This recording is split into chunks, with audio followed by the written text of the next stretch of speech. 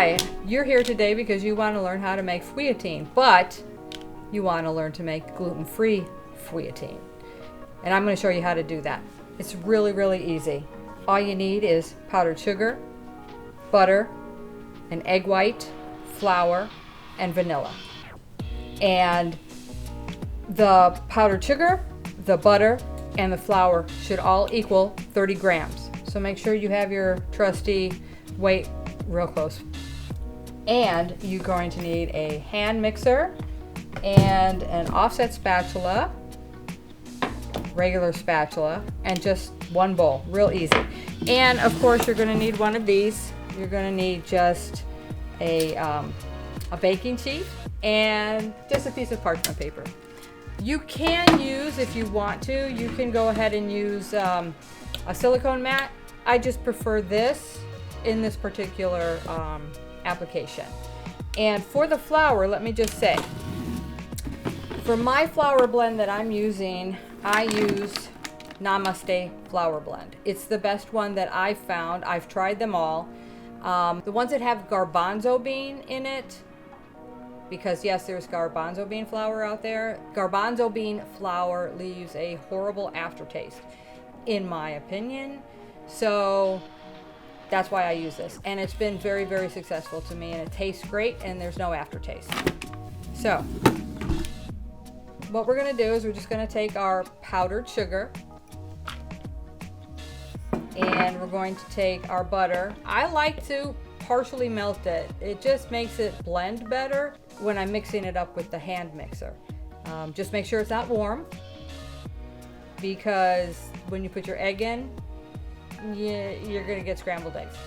So we're gonna put that together. We're gonna take the hand mixer and we're just gonna, I don't know, mix it on like 3 or 4.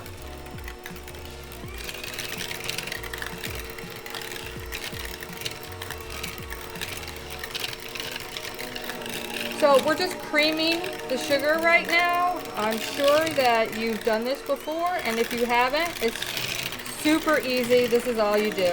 And you do it until it's a light color.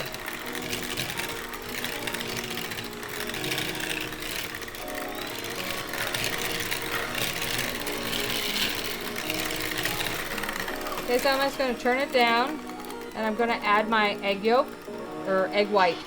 I'm going to add my egg white. And yeah, have your mixer on kind of like medium low. I'm also going to add my vanilla.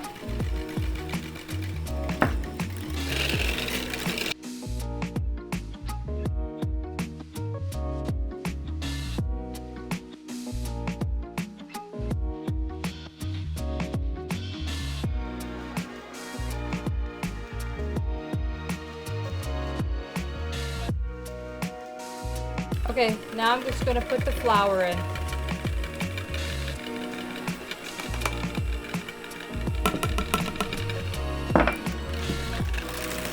It takes a little longer to mix gluten-free flour.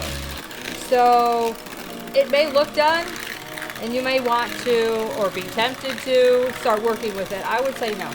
I would say mix it for at least 2 minutes, just to make sure, because gluten-free flour, it is a temperamental cousin.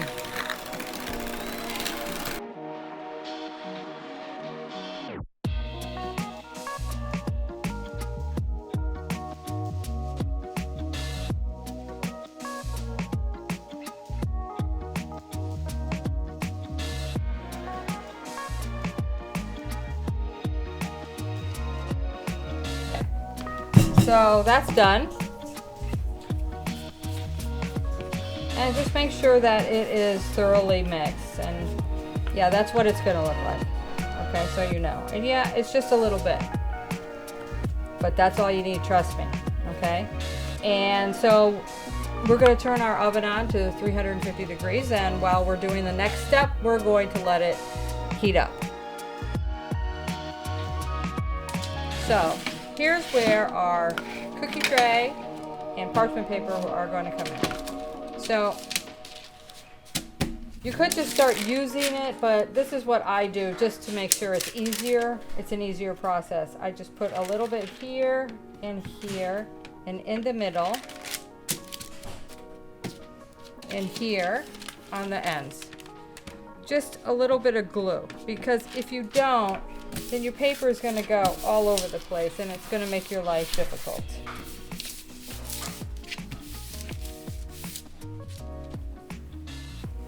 So, all right, so what we're going to do is we're just going to put this little ball of glue down on the parchment paper. And you know what? Don't worry about those dogs. They're good. They're outside playing. I have a number of rescue dogs, and if you ever thought about rescuing, I highly recommend it because you're saving lives.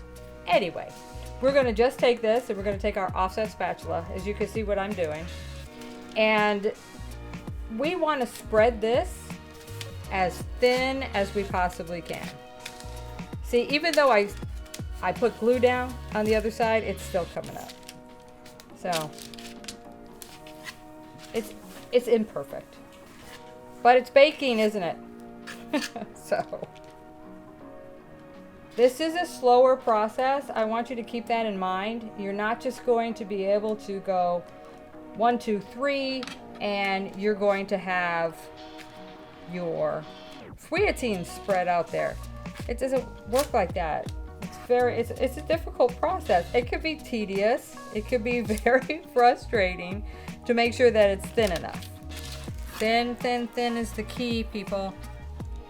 Now, I am not a professional chef. I am a home baker. And so I do this my way. And most of the time, things that I do, especially because they're gluten-free, they aren't perfect. And I'm okay with that. So, and you should be too. This is a hole right here, and that will not cook the same. So we have to keep that in mind. Okay, so this is good enough for me. So I'm going to put this in the oven right now, and I'm going to put the timer on for, I don't know, 5-6 minutes. It depends on your oven. You have to watch this because it can burn in a heartbeat.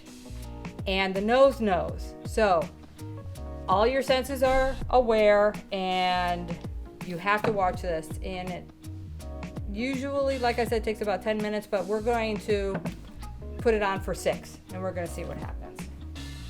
Okay, so this is after 6 minutes. It's not done. This is way too light, and you need it to look brown, like the vanilla color. Okay, so we're going to put it back in. At this point, check it every 2 minutes. Seriously, every 2 minutes.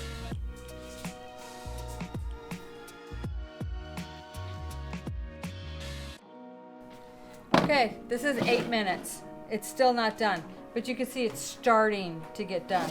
So I'm going to flip it around like this because my oven is wonky. So I'm going to put this part in the back so it starts to brown a little more evenly.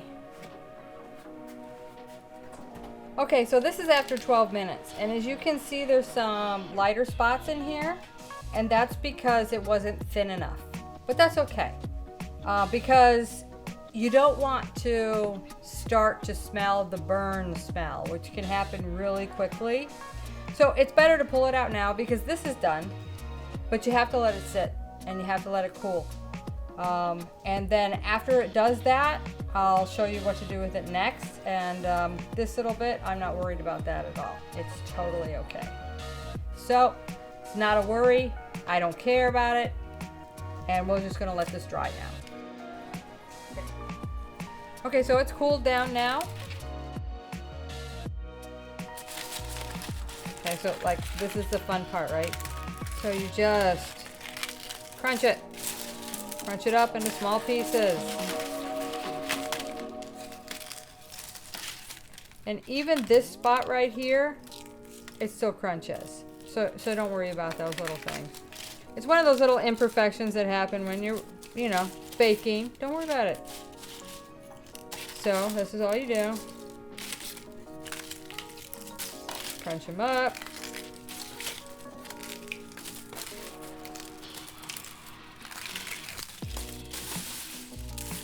There's no right or wrong way to do this. Bigger, smaller. Feuilletine is usually small. So I try and crunch it so it's, you know, like that.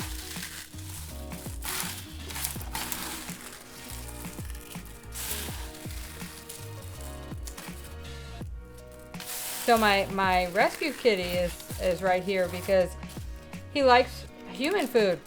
So he came over here right now because I'm going to try and give him a piece of feuilletine. Let's see. You want your feuilletine, baby? No, he doesn't want it. That's okay. So he likes to eat potato chips. So, what are you gonna do, right? You gotta make your animals happy. All right, voila, here you go. You have your feuilletine, and it's ready for when you wanna put it in your cake or your cupcakes or whatever it is that you need feuilletine for. So, please remember to subscribe to my channel. I'm Milady, and this is my gluten-free kingdom.